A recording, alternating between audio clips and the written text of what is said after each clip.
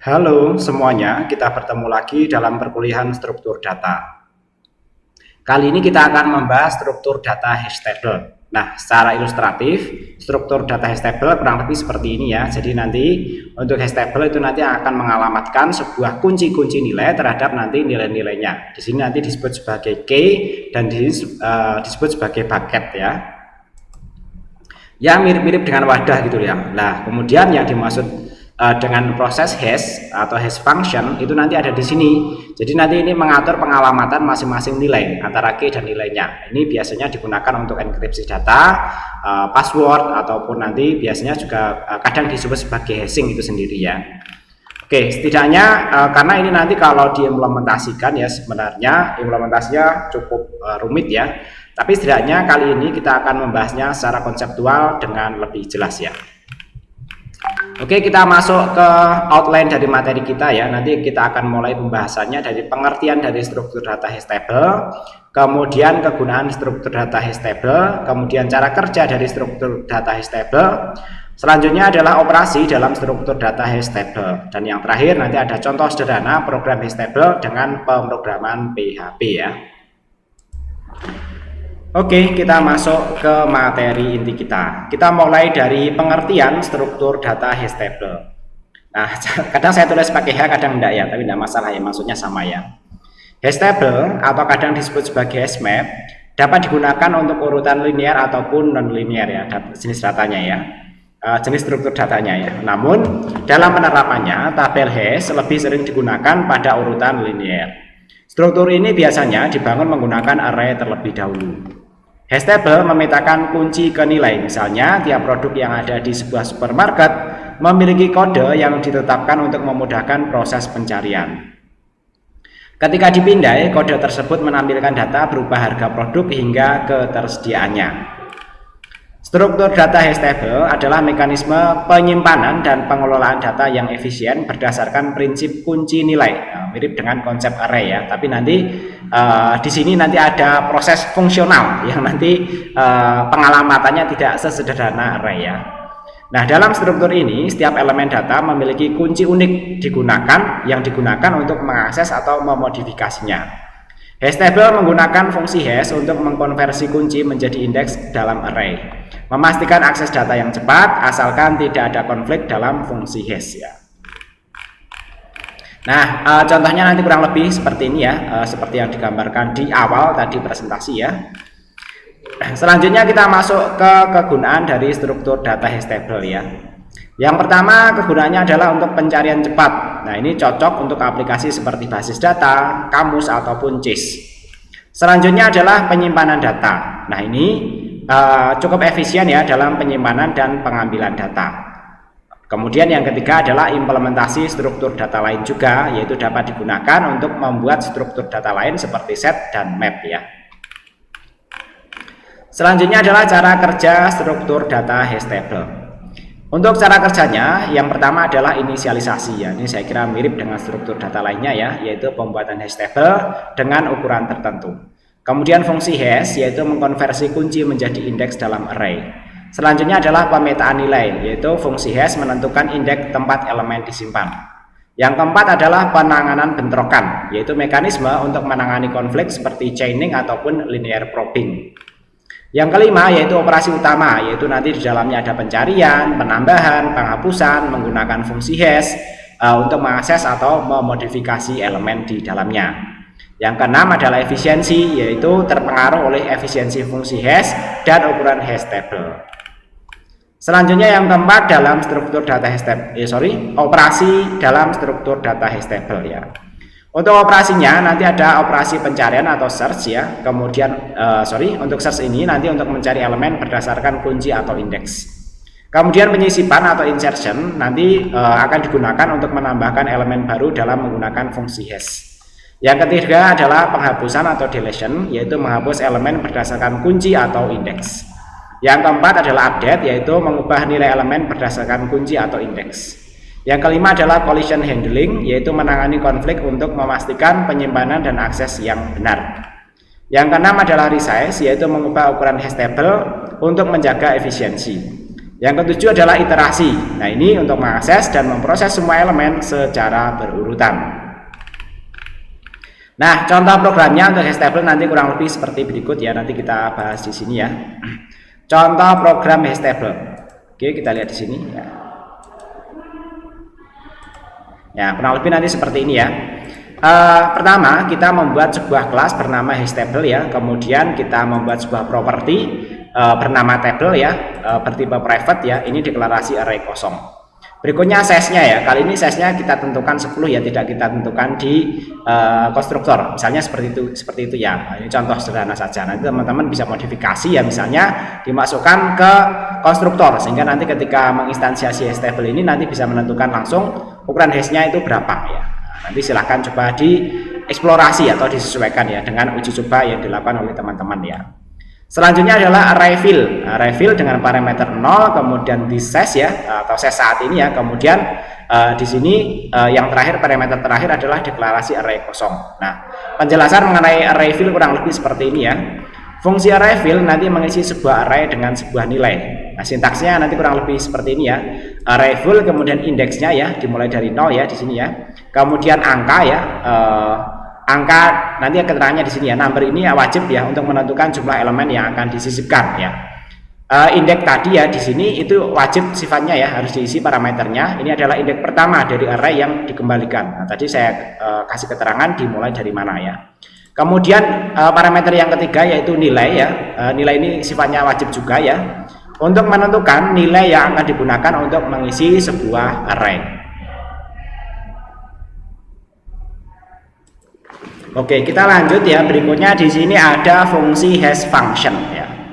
Nah, hash function ya, ini adalah implementasi fungsi hash sederhana ya. Contohnya kita gunakan strlen yang menghitung panjang dari sebuah string dan kita masukkan key sesuai dengan inputan yang ada di sini ya. Kemudian kita moduluskan dengan size dari ini, size yang kita tetapkan pada hashTable-nya itu ya. Nah, itu untuk menjalankan hash function-nya ya. Nah, jadi nanti ya kira-kira menggunakan panjang string sebagai indeks nanti itu ya. Indeksnya nanti kita rubah-rubah begitu ya. Selanjutnya adalah insert ya. Insertnya ini ya. Nah, tadi kalau kita periksa ya hash function nanti digunakan di sini ya. Proses insertnya nanti memerlukan argumen key dan value ya. Nah, kemudian di sini ya key-nya itu akan dihitung ya menggunakan hash function ini ya, yang dihitung strlen kemudian dimoduluskan dengan this size ya. This hash function kita panggil ini sebagai indeks ya. Jadi nanti hasil perhitungan ini ya hash functionnya ini kita jadikan sebagai indeks inputan dari array-nya ya. Jika indeks sudah terisi maka gunakan chaining linked list ya. Kita cek di sini ya.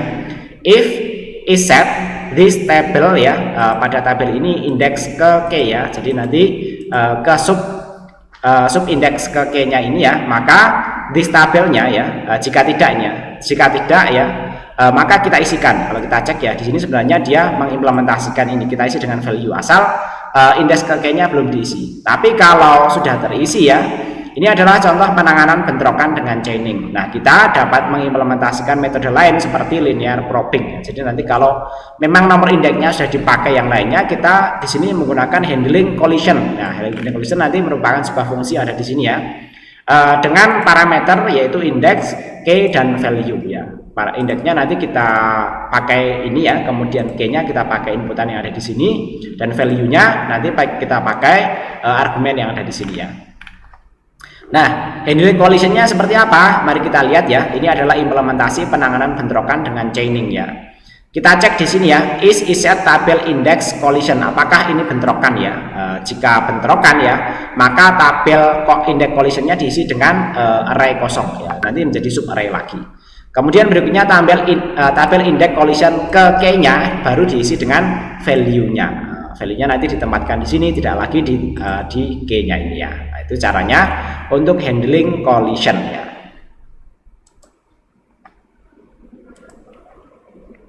Nah, selanjutnya di sini kita membuat fungsi search ya. Fungsi search dengan inputan key ya. Nah, inputan key ini yang pertama kita akan membuat indeks ya dengan menjalankan hash function ya. Hash functionnya tadi sudah kita buat di sini ya. dengan perhitungan seperti ini ya, strlen K dibagi dengan this size. Nah, kemudian ya kita lakukan pemeriksaan di sini ya, is set ya di tabel indeks K ya. Nah, ini ya indeks ke K-nya. Kemudian jika sudah di set ya, maka dia akan mengembalikan ya tabel indeks ke K-nya. Kalau ini ada nilainya ya. Kemudian jika tabel indeks collision K, jadi kalau collision kan dia ditempatkan di sub array ya, maka dia akan mengembalikan nilai nilai K-nya sesuai dengan ini ya collision-nya. Nanti dicek apakah dia ada bentrokan atau tidak. Kalau bentrokan nanti dia akan ditempatkan di posisi sub array. Tapi kalau tidak bentrokan nanti dia ditempatkan di indeks ke K-nya ini ya. Nah, kemudian kalau tidak semuanya berarti memang tidak ada, dia akan mengembalikan nilai 0 di sini ya. Kemudian berikutnya adalah fungsi delete ya. Untuk fungsi delete ya sama, dia akan menjelaskan hash function-nya juga ya, sesuai dengan perhitungan di atas tadi ya. Kemudian dilakukan pemeriksaan ya. Yang pertama, apakah indeks ke K-nya ini ada nilainya ya. Kalau ya, maka dia akan melakukan unset this tabel indeks ke K. Kemudian kalau dia ada di kondisi tertangani ya, menggunakan itu ya konflik dan sudah ditangani menggunakan collision conflict ini ya, menggunakan chaining ya, maka dia akan menghapus di indeks collision ke K-nya itu. Kurang lebih nanti seperti itu ya. Jadi nanti sama ini memeriksa saja itu nanti indeksnya indeks K-nya itu ada di mana ya, sehingga dia akan menghapus sesuai dengan alamat yang tepat ya. Untuk metode lainnya seperti update, resize, dan iterasi bisa ditambahkan sesuai dengan kebutuhan. Kalau teman-teman nanti silahkan ingin bereksperimentasi dan ingin mengembangkan bisa ya. Nah, kemudian kita lihat di sini contoh penggunaan hash table ya. Yang pertama kita membuat objek hash table ya. Kemudian berikutnya kita coba insert ya. Namanya Priyadi. Kemudian age-nya 25. Kemudian berikutnya ya kita cari nilai berdasarkan kunci ya. Kita coba cari search name ya. Kemudian kita coba cari search age ya. Nah, hasilnya seperti apa nanti kita lihat ya.